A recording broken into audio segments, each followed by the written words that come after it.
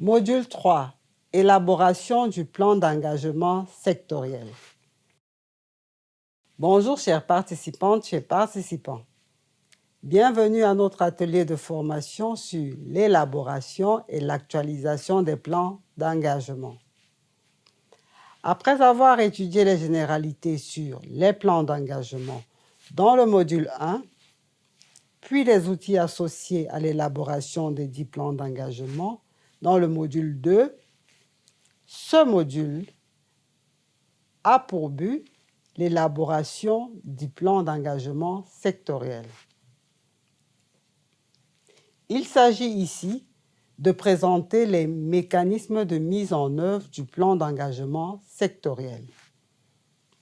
Pour y parvenir, le module sera découpé en 3 séquences, notamment séquence 13, qui portera sur la démarche d'élaboration du plan d'engagement sectoriel initial.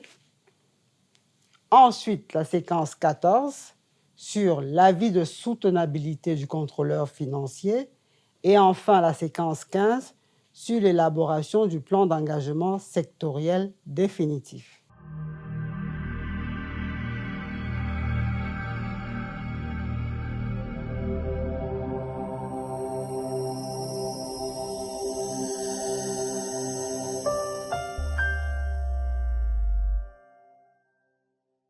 Séquence 13. Démarche d'élaboration du plan d'engagement sectoriel initial. Bonjour chères participantes, chers participants. Bienvenue à notre atelier de formation sur l'élaboration et l'actualisation des plans d'engagement. Dans cette séquence 13, nous allons nous intéresser à la démarche d'élaboration du plan d'engagement sectoriel initial.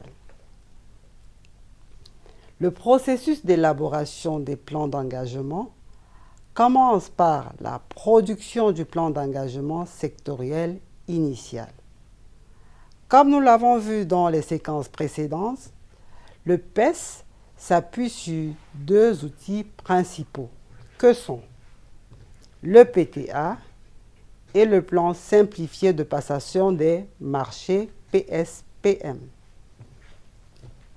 Le PTA d'une administration décline pour chacun des programmes et pour chaque action du dit programme la liste des activités et des tâches assorties des crédits nécessaires à leur mise en œuvre.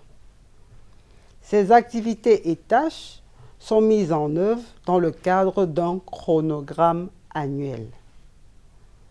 Certaines activités qui s'exécutent par la procédure des marchés disposent d'informations spécifiques qui se trouvent dans le plan simplifié de passation des marchés, notamment les montants et dates de paiement des différents décomptes ainsi que la source du financement.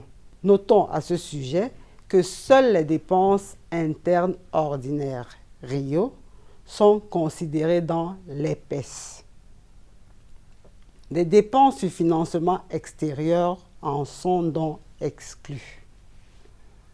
L'élaboration des PES initiaux consiste à regrouper les crédits nécessaires à la mise en œuvre des activités et tâches retenues dans le PTA par nature de dépenses et à programmer les engagements, liquidations et ordonnancements des dépenses nécessaires à la mise en œuvre de ces activités et tâches par mois.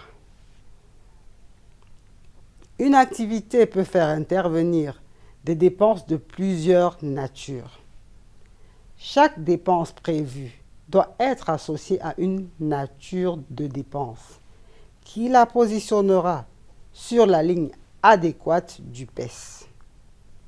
Le mois prévu pour le déroulement de l'activité doit permettre de décider en quel mois sont programmées les opérations d'engagement, de liquidation et d'ordonnancement des dépenses liées à l'activité. Ces dates doivent être fixées dans les délais suffisants, permettant de disposer de la ressource nécessaire avant le début de l'activité. Elles doivent aussi tenir compte du calendrier de clôture de l'exercice budgétaire, notamment les dates d'arrêt des visas ou des ordonnancements. Comme nous l'avons vu au module 1, les dépenses dans un PES sont regroupées par grande masse. Et à l'intérieur de chaque grande masse, elles sont classées par ordre de priorité. Il y a les dépenses obligatoires, les dépenses prioritaires et les autres dépenses.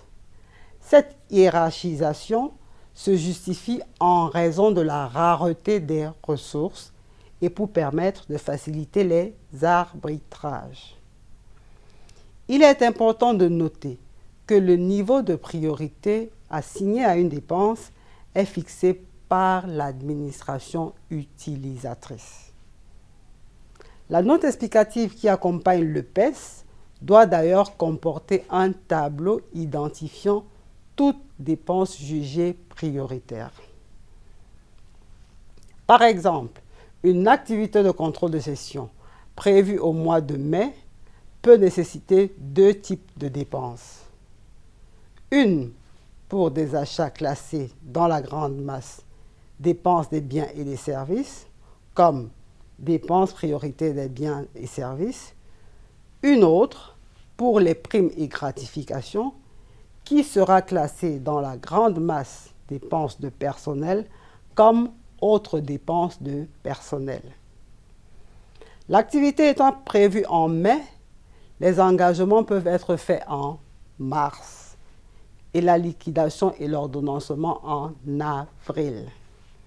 Cette opération doit être répétée pour chacune des activités de chaque programme de l'administration concernée.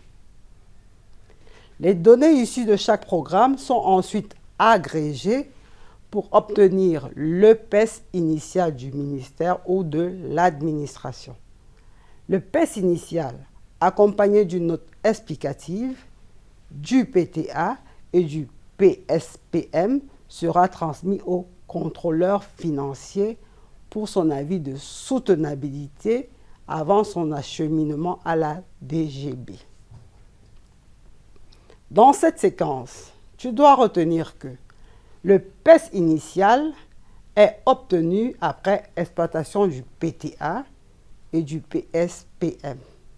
Il résume l'ensemble des dépenses sur ressources internes ordinaires RIO prévues pour l'année en les regroupant par priorité au sein de chaque grande masse. Son élaboration nécessite une programmation qui, en fonction de la date prévue de mise en œuvre des activités, anticipe les dates adéquates d'engagement, de liquidation et d'ordonnancement en conformité avec les contraintes de clôture d'exercice que sont la date d'arrêt des engagements et la date d'arrêt des ordonnancements.